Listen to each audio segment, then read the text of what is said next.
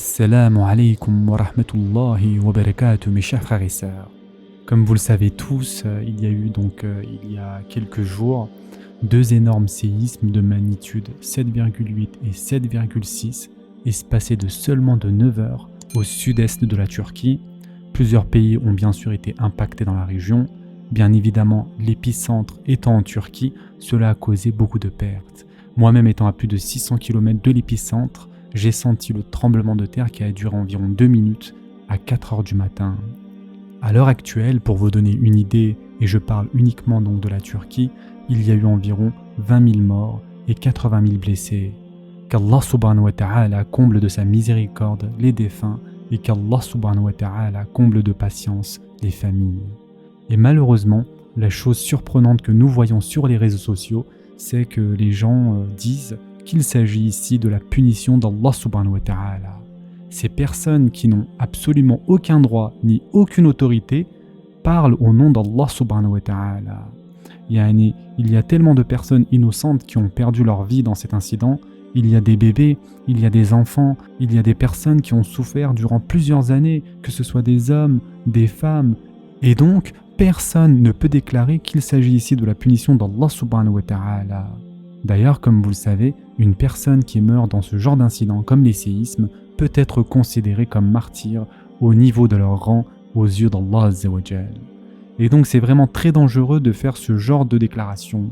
Nous sommes vraiment tristes par rapport à ce qui s'est passé et honnêtement, c'est l'un des pires tremblements de terre que j'ai vu de toute ma vie. Maintenant que tout cela est dit, mes chers frères et sœurs, quelles sont les leçons que l'on peut tirer de cela? Le prophète sallallahu alayhi wa sallam a dit « L'heure n'arrivera qu'après la disparition du savoir religieux, la multiplication des tremblements de terre, le rapprochement du temps, c'est-à-dire que le temps passe vite, l'apparition des épreuves, la multiplication des troubles entraînant beaucoup de victimes et la richesse sera abondante. » Et ce hadith a été rapporté par Bukhari et Muslim. Nous apprenons de ce hadith que l'un des signes de la fin du monde est la multiplication des tremblements de terre. Et honnêtement, maintenant nous avons quasiment le droit chaque année à un voire plusieurs séismes de grande magnitude provoquant beaucoup de victimes. Mes chers frères et sœurs en islam, comment peut-on comprendre la sagesse et les causes qu'il y a derrière chacun de ces événements? La première chose que l'on peut dire, c'est que les savants de la première heure, comme Abu Bakr al-Arabi, le très connu savant malikite de Qurtuba, ou encore Al-Ghazali et d'autres encore, ces savants ont dit que c'est une erreur pour l'homme d'essayer de rationaliser pourquoi Allah subhanahu wa ta'ala a fait telle ou telle chose. Yani, leur façon de voir les choses, leur perspective et leur vision était que c'est une erreur pour nous de même demander pourquoi. Qui sommes-nous pour demander pourquoi? Qui sommes-nous pour évaluer l'infinie sagesse d'Allah subhanahu wa ta'ala? Sommes-nous qualifiés en tant qu'êtres humains pour faire ce genre d'évaluation? Donc la première réponse des premiers savants était, et c'est ce que Abu Bakr al-Arabi dit, si quelqu'un nous demande pourquoi nous avons l'impression qu'Allah subhanahu wa ta'ala punit des personnes innocentes, nous lui répondons, à qui Allah subhanahu wa ta'ala doit-il rendre des comptes? Vous pensez que vous avez une morale supérieure? Qui sommes-nous pour questionner Allah subhanahu wa ta'ala? Et ensuite il a récité ce verset du Coran dans lequel Allah azza wa jal dit, il n'est pas interrogé sur ce qu'il fait, mais ce sont eux qui devront rendre compte de leurs actes. Surat al-Anbiya, verset 23. Et donc mes chers frères et sœurs, comme vous le savez, il n'y a pas de force ni de pouvoir supérieur à Allah subhanahu wa ta'ala. Nous sommes juste l'une des créations d'Allah subhanahu wa ta'ala parmi tant d'autres. Et donc, quelle que soit la chose qu'Allah azza wa jal décide de nous faire, il s'agit seulement ici de sa justice infinie que nous, en tant qu'êtres humains, comprenions ou pas. Un autre point qui est mentionné et dont les ulémas de la première heure ont fait part est qu'il y a une sagesse claire qu'Allah subhanahu wa ta'ala a référencée dans le Coran et que nous voyons dans les événements de la Sira, que les calamités apportent un sens d'humilité pour l'espèce humaine. Le but de ces calamités est de nous rendre à nouveau humbles devant Allah azza wa jal. Cela nous permet de nous rappeler que quoi que nous fassions, nous sommes tout simplement mortels et que la mort peut frapper à n'importe quel instant. En prenant à nouveau conscience de cette ultime vérité, cela permet d'éliminer en nous toute forme d'arrogance et d'orgueil. Cela permet aussi à ceux qui se sont éloignés d'Allah subhanahu wa ta'ala de revenir vers Allah azza wa jal. Et en effet, Allah subhanahu wa ta'ala dit dans le Coran Est-ce que les gens pensent qu'on les laissera dire « nous croyons » sans les éprouver? Certes, nous avons éprouvé ceux qui ont vécu avant eux. Ainsi, Allah connaît ceux qui disent la vérité et ceux qui mentent. Surat Al-Ankabut, versets 2 et 3. Ou encore, Allah Azza wa Jal dit aussi « Très certainement, nous vous éprouverons par un peu de peur, de faim et de diminution de biens, de personnes et de fruits. Et fais la bonne annonce aux endurants qui disent « Quand un malheur les atteint, certes nous sommes à Allah et c'est à lui que nous retournerons. » Surat Al-Baqarah, versets 155 et 156. Mes chers frères et sœurs en islam, notre prophète, sallallahu alayhi wa sallam, à chaque fois qu'une calamité arrivait, par exemple s'il y avait une éclipse, une guerre ou une armée qui arrivait en leur direction, il se levait automatiquement et commençait à prier. Il augmentait les dhikr et les du'as. De ce fait, il est important de comprendre la sagesse qu'il y a à travers ces calamités. Il est certain que cela permet à chacun de se remettre en question. Et il est certain que cela permet de réveiller les gens qui se sont enfouis tellement profondément dans ce dunya qu'ils ont perdu le vrai but ultime de notre existence ici-bas. Cela nous permet de nous rapprocher d'Allah subhanahu wa ta'ala. Et sans aucun doute, cela nous rappelle qu'il y a le paradis et l'enfer. Cela nous permet de penser à l'akhira. Et Allah subhanahu wa ta'ala dit dans le Coran: nous les avons certes saisis du châtiment, mais ils ne se sont pas soumis à leur Seigneur, de même qu'ils ne le supplient point. Surat Al-Mu'minun, verset 76. Il est très important donc de se soumettre à Allah subhanahu wa ta'ala lorsque ce genre de catastrophe se produit. Certains ulémas d'aqida et de théologie ont interprété certains versets du Coran et des hadiths en disant qu'ils signifiaient qu'à chaque fois qu'une calamité touchait quelqu'un, qu'il s'agissait d'un type de punition pour ce qu'il a fait dans ce dunya. Il y a en effet des versets dans le Coran qui peuvent être interprétés dans ce sens-là. Allah subhanahu wa ta'ala dit « Tout malheur qui vous atteint est dû à ce que vos mains ont acquis. » Surat Ash-Shura, verset 30. Mais certains ulémas ne sont pas totalement d'accord avec cette interprétation. Yani, comment allier cette interprétation avec le fait de punir les enfants, ou encore la punition sur des gens qui n'ont absolument rien fait de mal, ou encore une punition sur une civilisation entière? Et donc, certains ulémas ont dit que la notion que les calamités est une punition venant d'Allah Azza wa Jal, qu'il ne s'agissait pas toujours de ce cas-là, yani qu'il ne s'agit pas toujours d'une punition provenant d'Allah Azza wa Jal. Parfois c'est le cas, sans aucun doute, mais pas toujours, et ceci est l'opinion et l'interprétation la plus correcte. Yani, mes chers frères et sœurs en islam, à chaque fois qu'une calamité touche un peuple, nous ne devons pas dire « ces personnes sont en train d'être punies par Allah Azza wa Jal ». Non, ce n'est pas toujours le cas. Parfois c'est effectivement le cas, mais faire de cela une généralité n'est pas correct. De plus, si nous réfléchissons à l'échelle individuelle, cela peut être une bonne chose. Yani, se dire que telle chose m'est arrivée à cause de mes péchés et ainsi se repentir et demander le pardon, c'est une bonne chose. Mais cependant, à l'échelle communautaire, il ne s'agit pas toujours d'un contexte de punition de la part d'Allah Azza wa Jal.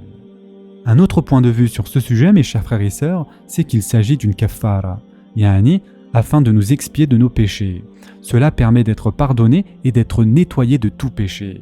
Ce genre de calamité peut être interprété de cette manière. Yani, Allah subhanahu wa ta'ala veut vous pardonner et c'est pour cette raison qu'il vous a soumis à cette épreuve. Et il y a de nombreux versets dans le Coran qui montrent cela, comme par exemple le verset que nous venons de voir. Tout malheur qui vous atteint est dû à ce que vos mains ont acquis, et ensuite Allah Azza wa Jal dit « et il pardonne beaucoup » Surat Ash-Shura, verset 30. Et donc, comme nous venons de le voir, Allah subhanahu wa ta'ala pardonne beaucoup. Un autre point que l'on peut tirer de cela, c'est qu'Allah Azza wa Jal ne soumet personne à une calamité sans lui donner la récompense en contrepartie dans l'akhira. Ce qu'il obtiendra dans l'akhira sera beaucoup plus grande que la souffrance et la douleur qu'il aura subi dans ce dunya. Un autre point qui est mentionné par Al-Qurtubi, parmi la sagesse qui se trouve donc dans les tragédies, est qu'Allah subhanahu wa ta'ala utilise cette tragédie afin d'empêcher une plus grande calamité d'arriver. Et donc cette calamité qui nous a touchés est en fait une bénédiction d'Allah subhanahu wa ta'ala qui est cachée dans une calamité. Et quelle évidence utilise Al-Qurtubi pour cela? Tout le monde connaît cela normalement, il s'agit de la sourate Al-Kahf. Et plus précisément, les trois événements qui se sont déroulés entre Moussa alayhi salam et Khidr. car dans chacune de ces 3 histoires se trouve une calamité, une tragédie. Mais lorsque nous regardons la fin de l'histoire, nous nous rendons compte qu'il ne s'agissait pas d'une calamité, mais plutôt d'une bénédiction. Et en effet, il ne s'agissait pas d'une tragédie, mais plutôt d'une protection, n'est-ce pas?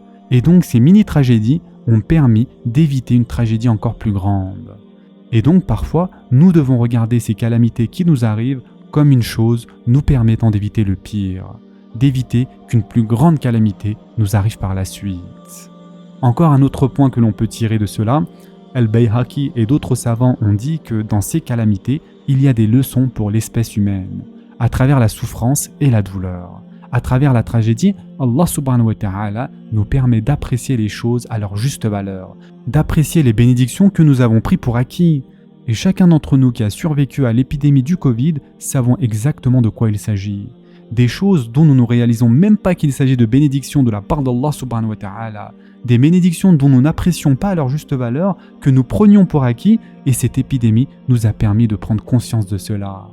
Et enfin, pour terminer, mes chers frères et sœurs, le dernier point, en voyant ces personnes atteintes par cette calamité, ces personnes qui se trouvent sans rien, sans toit, sans hébergement, sans nourriture, sans vêtements, Allah subhanahu wa ta'ala met à l'épreuve ceux qui ne sont pas touchés par cette calamité afin de voir s'ils vont venir en aide à ces gens-là, s'ils sont vraiment généreux. En voyant ces nombreux orphelins, Allah subhanahu wa ta'ala nous teste pour voir qui va vraiment venir en aide à ces orphelins, à ces pauvres personnes. En voyant ces personnes qui n'ont ni vêtements ni autre chose, mis à part ce qu'ils avaient sur eux lors de ce tremblement de terre, Allah subhanahu wa ta'ala nous teste pour voir qui va leur venir en aide. Et donc de cela, nous apprenons que ceux qui sont mis à l'épreuve ici, ce ne sont pas eux, c'est-à-dire ceux qui ont subi la calamité, mais plutôt nous qui observons ce qu'il se passe. Yani, quelle va être notre réponse à cela? Et bien sûr, ceci est prouvé dans un hadith rapporté par Bukhari et Muslim, et il s'agit d'un hadith Qudsi, dans lequel Allah subhanahu wa ta'ala dira le jour de la résurrection: « Ô fils d'Adam, j'étais malade et tu ne m'as pas rendu visite. » La personne demandera: « Ô mon Seigneur, comment aurais-je pu te rendre visite alors que tu es le Seigneur des mondes ?» Il répondra: « N'as-tu pas su qu'un tel parmi mes serviteurs était malade et tu ne lui as pas rendu visite? N'as-tu pas su que si tu lui avais rendu visite, tu m'aurais trouvé auprès de lui? Ô fils d'Adam, je t'ai demandé de me nourrir et tu ne l'as pas fait. » La personne demandera: « Ô mon Seigneur, comment aurais-je pu te nourrir alors que tu es le Seigneur des mondes ?» Il répondra: « N'as-tu pas su qu'un tel parmi mes serviteurs t'a demandé à manger et tu ne lui as pas donné? N'as-tu pas su que si tu l'avais nourri, tu aurais trouvé cela auprès de moi? Ô fils d'Adam, je t'ai demandé à boire et tu ne m'as pas abreuvé. » La personne demandera: « Ô mon Seigneur, comment aurais-je pu t'abreuver alors que tu es le Seigneur des mondes ?» Il répondra: « Un tel parmi mes serviteurs t'a demandé à boire et tu ne l'as pas abreuvé. Si tu l'avais abreuvé, tu aurais trouvé cela auprès de moi. » Mes chers frères et sœurs en islam, ce hadith Qudsi a été rapporté par Bukhari et Muslim. Et donc, mes chers frères et sœurs, nous apprenons ici que l'épreuve ici n'est pas seulement pour ceux qui ont subi cette calamité, mais pour chacun d'entre nous, pour voir de quelle façon nous allons répondre à cette calamité et à ceux qui sont dans le besoin. Et enfin, pour terminer, mes chers frères et sœurs, notre prophète sallallahu alayhi wa sallam a dit: « Celui qui n'est pas miséricordieux, on ne lui fera pas miséricorde. » Et ce hadith a été rapporté par Bukhari et Muslim. N'hésitez pas, mes chers frères et sœurs, à faire des doigts. Et pour ceux qui ont les moyens, ceux qui le peuvent, n'hésitez pas à faire des dons. J'ai mis donc en description 2 sites sur lesquels vous pouvez faire vos dons, Inch'Allah. Il s'agit de sites sûrs et vérifiés, donc n'hésitez pas à venir en aide aux victimes si vous le pouvez. Qu'Allah subhanahu wa ta'ala accepte vos dons. N'oubliez pas qu'il s'agit ici d'un investissement pour votre akhira. Ce sera tout pour aujourd'hui. En attendant, prenez soin de vous mes chers frères et sœurs, et à très prochainement, Inch'Allah.